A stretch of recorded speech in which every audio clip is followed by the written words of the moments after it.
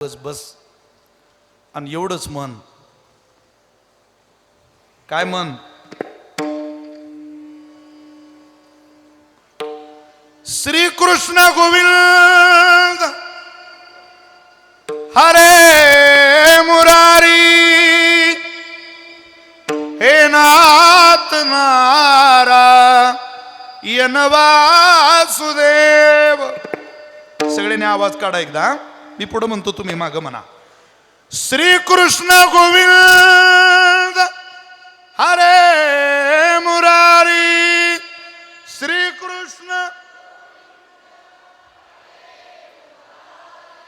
हे नाथ नारायण वासुदेव.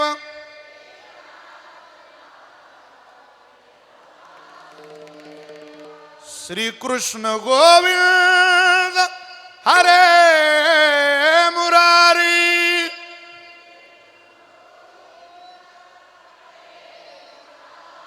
हे नाथ नारायण वासुदेव.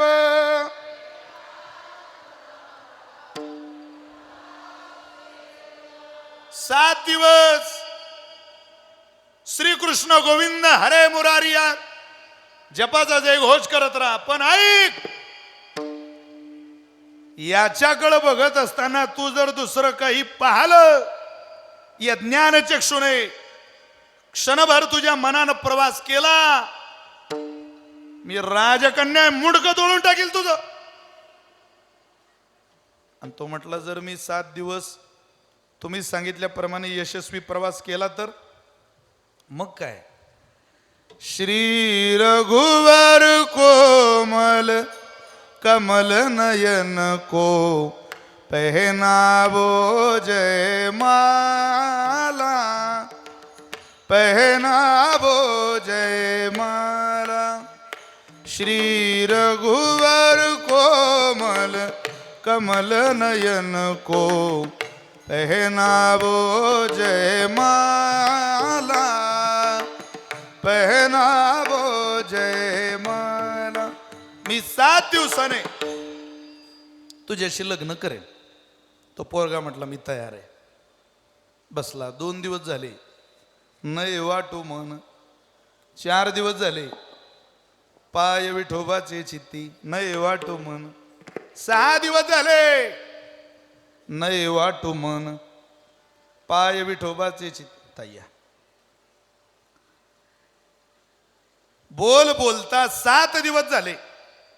संगमनेरकर 7 दिवस झाल्यानंतर त्या मीराबाई त्या पोराच्या पुढे गेल्या, हातात माळ घेतली आणि त्याला सांगितलं, हे तू घे, मी तुला घालते, तू मला घाल, मी लग्न करते तुझ्याशी. तो मुलगा म्हटला, आई लग्न?